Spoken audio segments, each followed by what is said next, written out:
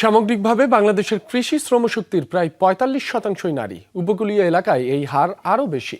কৃষির সকল কাজেই থাকেন নারীরা। ঘরের কাজ সামলে মাঠে সকল পরিশ্রম করলেও নেই কৃষক কার্ড সহ নানা সুবিধা। জাতীয়ভাবে উপকূলের নারী কৃষকদের অবদান আজও উপেক্ষিত, নেই কোনো স্বীকৃতি। জলবায়ু পরিবর্তন ও লবণাক্ততার কারণে অনেকে ভিন্ন পেশা শুরু করলেও নারীরা কৃষিকে আঁকড়ে ধরে আছেন। অথচ বীজ বোনা থেকে ফসল তোলা পর্যন্ত অবদান রাখলেও জমির মালিকানা না থাকা এবং গভর্নেন্স গ্যাপের কারণে তারা প্রাতিষ্ঠানিক স্বীকৃতি ও সরকারি সুবিধা থেকে বঞ্চিত হচ্ছেন।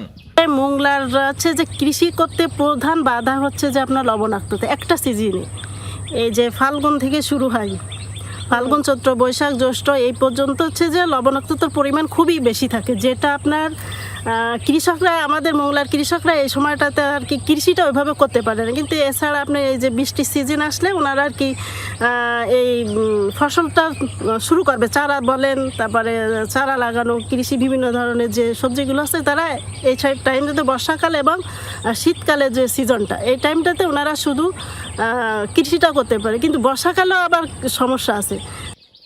লবণের জন্য মিষ্টি জলে যদি না পাই, কিন্তু আমরা এই সময় খাতটা পুরো করতে পারি না। এই বৃষ্টি পড়বে, আমরা এখন খাত শুরু করবো।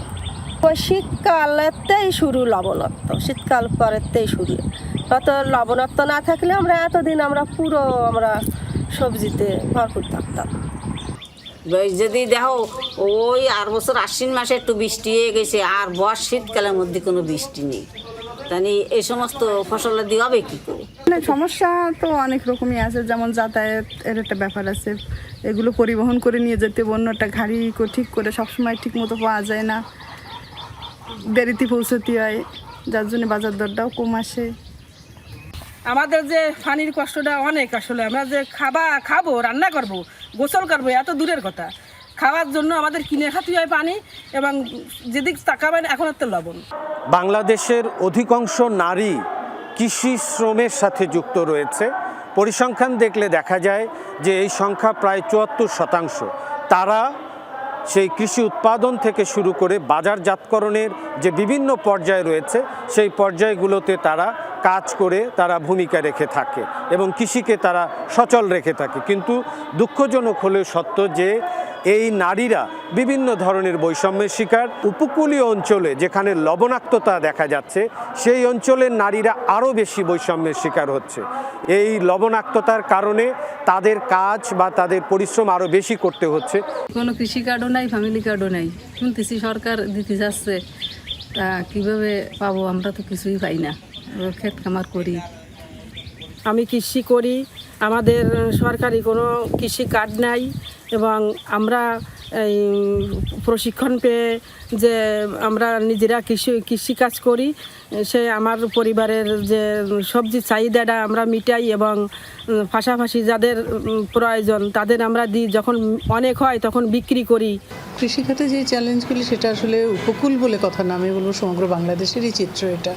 তবে উপকূলের যেহেতু ক্লাইমেট ভালনারেবল এরিয়া, সেখানে একটু মাত্রাটা অতিরিক্ত থাকে। যেমন ধরেন যে যদি কৃষিকাজের কথা বলি, নারীর কৃষি যেসব কাজগুলি করে, সেটা ধান চাষের কথা বলি, গবাদি পশুর কথা বলি, অথবা ছাগল পালন বলি, হোয়াট এভার ইট ইজ যে কৃষিকাজ করুক না কেন, নারীর এই শ্রমটাকে কিন্তু গৃহস্থালী কাজের মধ্যে ঢুকে যায়। নারীর যে কৃষিকাজের সাথে যুক্ত, অর্থনৈতিক কাজের সাথে যুক্ত, এই কাজটা আমাদের দেশে অর্থনৈতিক কাজের সাথে কোনোভাবেই যুক্ত হয় না, এটাকে গৃহস্থালী কাজ দেখা হয়। এটা আমি মনে করি যে তার শ্রমের প্রতি একটা অস্বীকার করা হয় যে কৃষিকাজে নারীর অবদানটাকে। তার এই কাজের কোনো শ্রম হিসাবে স্বীকৃতি নেই, আবার কৃষক হিসেবেও স্বীকৃতি নেই।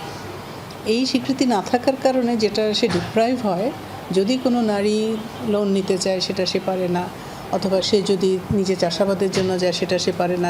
যে কৃষক কার্ড পাইলে তেল, তারপরে চাউল, আরও কৃষি তৈরি করার জন্য যে সার বীজ এগুলো পাওয়া যাবে, তা কোনো কিছুই পাইনি। আমরা আসলে আমাদের এলাকায় সবজি চাষ করার জন্য আমাদের প্রথম হচ্ছে জলের লবণ জলের থাকি আমরা মিষ্টি জল ব্যবহার করতে পারি না এবং খাইতে যতটুকু প্রয়োজন তাও পাই না। তার পাশাপাশিও আমরা চেষ্টা করি দূর থেকে জল এনে কি বা কৃষিকাজের সহযোগিতা করি। এই কাজ আসলে আমরাই করি, আমাদের যে দিন মজুরি যে ইটা আমরা তো সেটা পাই না, আমরা তো সবসময় জন্য পুরুষের প্রত্যাশায় থাকতে হয়। বাগেরহাটের বিভিন্ন এলাকায় সুইডেন সরকার ও মানুষের জন্য ফাউন্ডেশনের কারিগরি তত্ত্বাবধানে বাতাবন সংঘের ক্রিয়া প্রকল্প কাজ করছে। মানুষের জন্য ফাউন্ডেশন ক্রীড়া প্রকল্পের আওতায় 13টা ডিস্ট্রিক্টে কাজ করছি, তার মধ্যে উপকূল অন্যতম।